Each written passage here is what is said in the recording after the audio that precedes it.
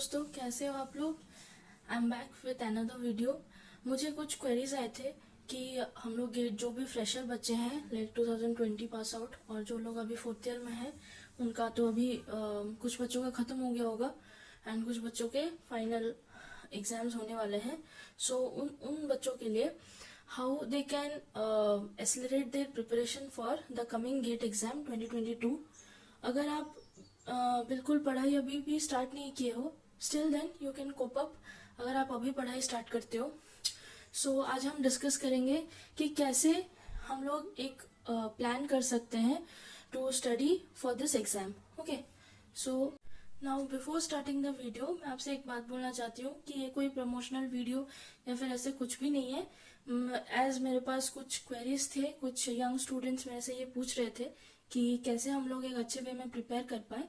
So I thought to share my experiences. और मैं अपने बीटेक के टाइम पे जो बुक्स मैं फॉलो करती थी, मेरे पास वही बुक्स थे एंड सो आज मैं वही बुक्स को लेके आपको कुछ एग्जाम्पल्स के साथ आपको एक्सप्लेन करने की कोशिश करूंगी। This is not any kind of promotional video, it's just a help from my side to the students.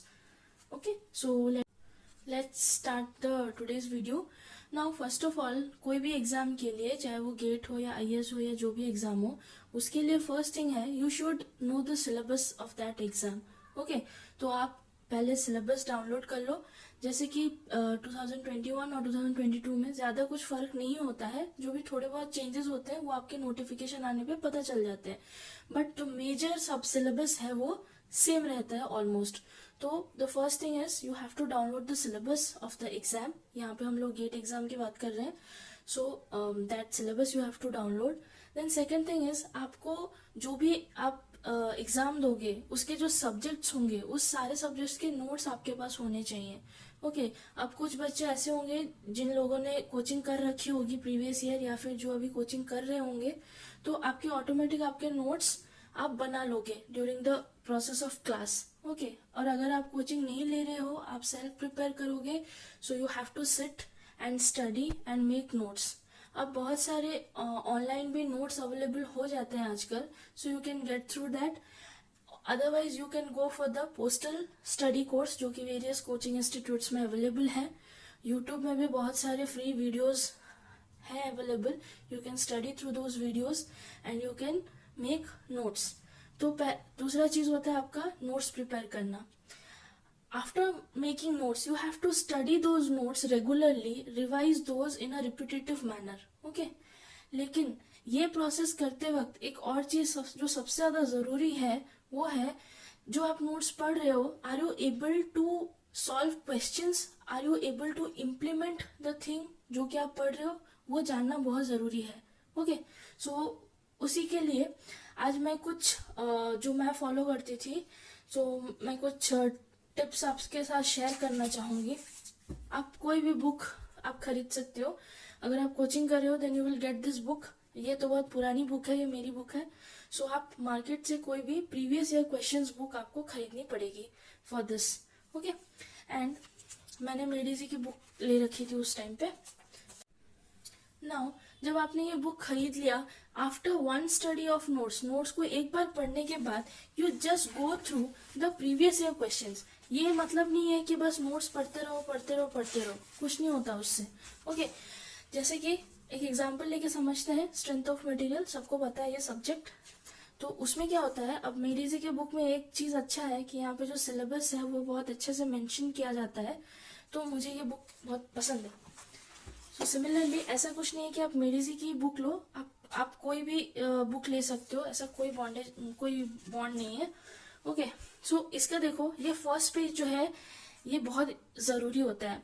इसमें क्या है, देखो ईयर वाइज कौन से चैप्टर से कितने क्वेश्चंस आए हैं या फिर कितने मार्क्स के क्वेश्चंस आए हैं वो आपको यहाँ पे डायरेक्ट मेंशन है। Okay, so to read this it is very important.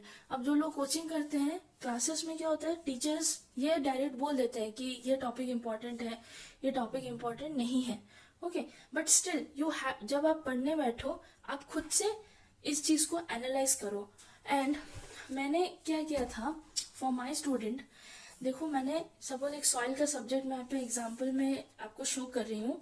If this process is suitable for you, अगर ये आपको अच्छा लगता है तो आप भी ये ऐसा बना सकते हो। जैसे कि मैंने सॉइल सब्जेक्ट ले लिया, 3 साल का मैंने एनालिसिस किया एंड साइड में यहाँ पे चैप्टर्स के नाम लिख दिए according to the syllabus. Okay, जैसे कि देखो ये चैप्टर 1 से 2020 में सेट 1 सेट 2 में 1 मार्क का क्वेश्चन आया था और इसमें 5 मार्क्स के टोटल क्वेश्चंस आए थे। तो इससे क्या होता है, देखो आपका पता चल जाता है कि कौन से चैप्टर्स बहुत ज्यादा जरूरी है, जैसे कि स्ट्रेस डिस्ट्रीब्यूशन, इसमें से ज्यादा मार्क्स के आए थे, तो this is more important. Okay, लेकिन देखो जो क्लासिफिकेशन ऑफ सॉइल ये उतना इम्पोर्टेंट नहीं है, तो आप इस चैप्टर को लास्ट में भी कवर अप कर सकते हो। ओके, तो ये जो चार्ट है, ऐसे आप चार्ट बनाओगे तो it will be more helpful.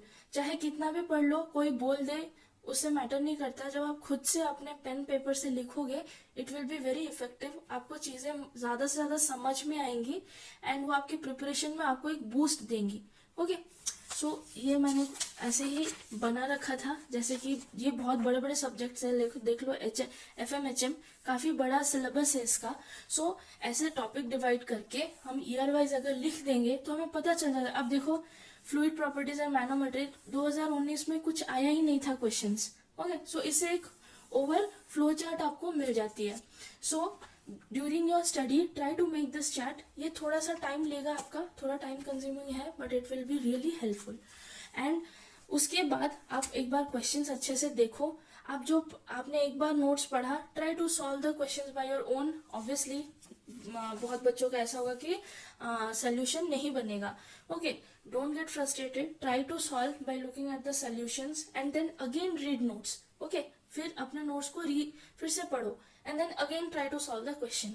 Okay, you have to repeat it. And इससे क्या होगा, आपकी जो थिंकिंग होगी, जो क्वेश्चन करने का जो अप्रोच होगा, वो आपकी बहुत अच्छे से डेवलप हो पाएगी। Okay, so this is the way to study for the exam. कोई भी एग्जाम ले लो, आप SSC के लिए भी प्रिपेयर कर रहे हो, so it is important to study the previous year question. अब बहुत बच्चे मेरे को पूछ रहे हैं कि मैम शॉर्ट नोट्स कैसे बनाएं। देखो शॉर्ट नोट्स आपको खुद से बनाना पड़ेगा, there is no shortcut for short notes. Okay, तो आप जब नोट्स पढ़ लोगे अपना, तब आप एक सेपरेट व्हाइट कॉपी में आप अपना शॉर्ट नोट्स खुद बनाओ। I will recommend that, but every student, civil engineering student should have a handbook. अब ये भी मेरा मेडिजी का ही है, बट मार्केट में बहुत सारे हैंडबुक्स अवेलेबल हैं। अब हैंडबुक रखने का फायदा क्या है, जब आप कोई टेस्ट सीरीज दे रहे हो या फिर क्वेश्चन लगा रहे हो, ये अपने पास रख के बैठना। एंड अगर कहीं भी आप फंस जाते हो तब आप इमीडिएटली फॉर्मूलाज देख सकते हो।